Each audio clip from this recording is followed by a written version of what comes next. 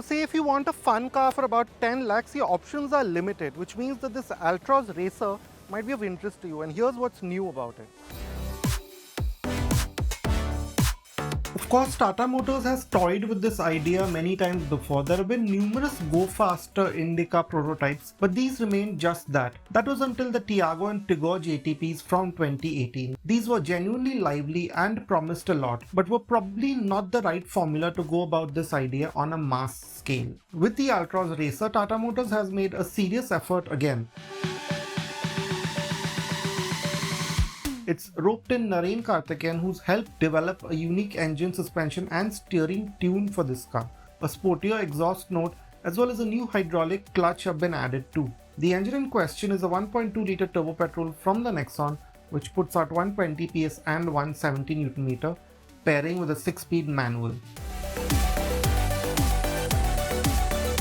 As you can see, I'm driving this Altroz Racer pretty hard out on the Coastt circuit, and it's quite clear that all the changes that have been made to the chassis have made it a much better driving car than what the regular Altroz was. For example, you find that the chassis itself, that alpha architecture, we always felt that it had a lot of potential, and a lot of that has been unlocked here. It feels quite balanced around these fast flowing corners. Of course, we're not getting anywhere close to the limits of this car in the way that Narain did, but it feels reassuring, it feels confident. You have that sense that you can go faster if you could or if you wanted to, which is a good feeling to have.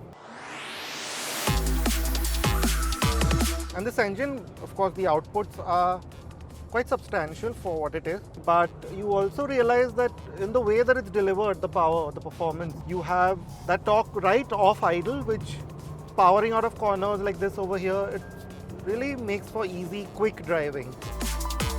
And then coming to the steering and the suspension setup, you realize that quite well suited. The steering at these higher speeds feels really quite direct, a lot more than the regular Altroz. There's no slack that the regular Altroz suffered from, at least not apparent here at these higher speeds. It's got a good degree of heft to it, so you can place it where you want on track. The steering works with the new suspension tune to give the Altroz Racer a sharp feel around corners. There's not a lot of slack in suspension, which on track allows the car to maintain its balance while cornering hard. To this end, roll is very well controlled and the 16-inch tires don't seem overwhelmed too often. Despite running drum brakes at the rear, the Altroz Racer also feels confident under heavy braking. Now realistically, you won't be driving your Altroz Racer on track all that often. And in the real world, all these changes have actually made the Altroz just an all-round better car to drive in more or less most aspects.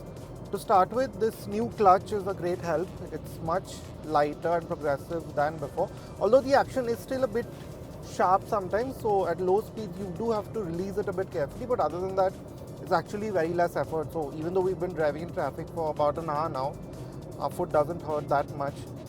This 6-speed gearbox, also quite unlike Tata cars, is actually quite nice to use. May not be the best, but it's still quite nice. So you have pretty well-defined throws. They aren't too long. It's easy to slot into gear. Now we're on the highway where you do have to make, sometimes over an uneven surface like this, you do find yourself making small corrections often. But again, in the city, it's pretty straightforward. There's not too much heft to it. It weighs up progressively. Then you have the usual attributes of the Altroz. So you have this really quite wide view out with this big windscreen. These spotter glasses also help to an extent, give you an open feel, this low sill that helps as well. Now the ride too helps. Yes, it feels a touch firmer still than the regular Altroz. So you do notice that bigger potholes, they sort of kind of thud through and you do sometimes feel them, but it must be said that it's rounded off well. Now in keeping with all of this, this engine, this 120 PS tune, the specific tune for the Racer, is also very well judged for regular use. So for example, even from fairly low revs, it pulls, you don't feel it juddering and shuddering too much. And it does have a flat, smooth power band, and just as you reach the top at about 5000 RPM, you do notice there's a good step up. Now another big improvement over the lesser Altroz models is the refinement. Yes, when you are sort of dragging it in a higher gear, as many of us tend to do, can get a bit grumbly and vibey, but in regular driving you notice that vibrations are very well controlled. That new engine note is pleasing enough. It's not the most pleasing in this segment, but it does the job. Tata Motors has kept things subtle on the outside for the Altroz Racer. You get some bright dual-tone paint options and the stripes that already go with the Altroz's smart looks. But we would have also liked some more aggressive bumpers and vents like the JTP cars had. Following on, there could have also been a different alloy wheel design and more prominent racer badging. Now the Altroz has been around a while, but it must be said that the design still remains contemporary with these sort of flowing surfaces, these sort of concave finishes, this floating effect to the center, this arrangement here. It still looks like it's right up to date.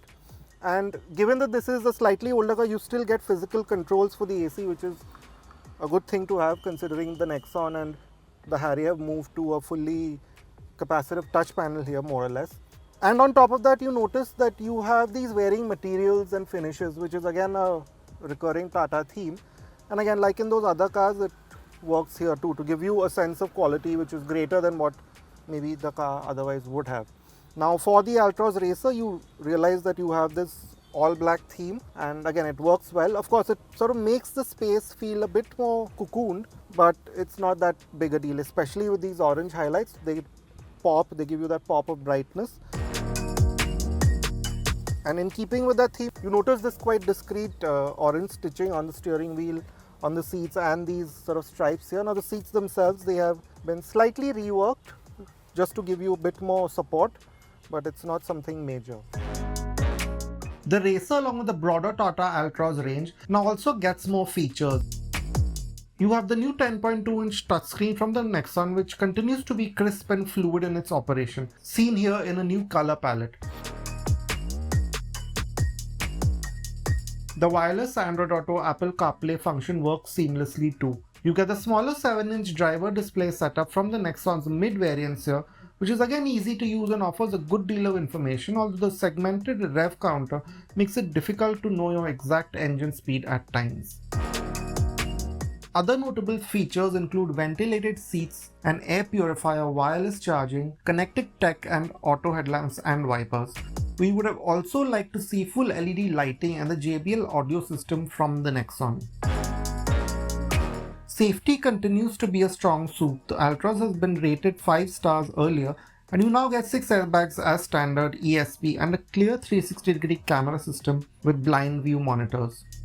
General fit and finish have remained unchanged, so there are still a few inconsistencies in the way the plastics line up or how, say, the indicator stalks feel, although well-placed soft surfaces mask this. Now that good practicality, of course, you remember those 90-degree doors which were a big talking point for the Altroz. They're still there. And with this Alpha architecture, you still have that flat floor or nearly flat floor. So it just immediately gives you a good sense of space at the back. Now, you'll notice that knee, leg and headroom is also par for the course in this segment. It's not the biggest car here. Maybe something like the Baleno is probably bigger in the back, but it's comfortable. So for me at least, I have enough headroom. Maybe someone taller than me will find it difficult with the way the roof is scooped out.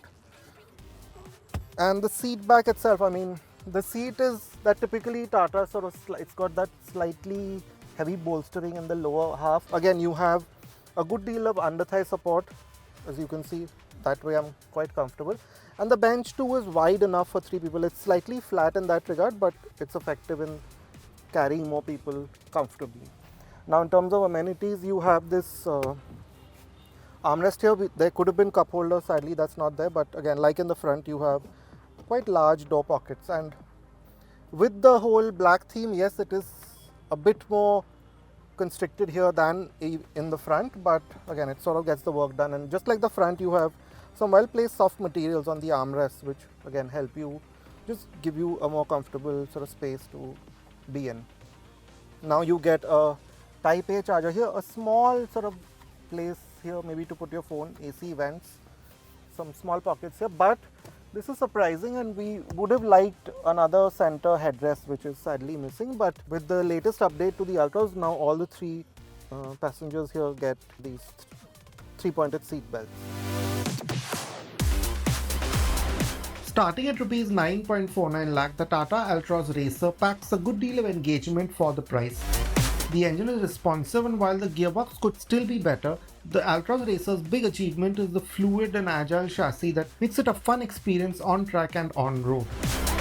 Pair this with a comfortable cabin and strong features, and you finally have a fun Tata car that might do enough to bring the enthusiasts in.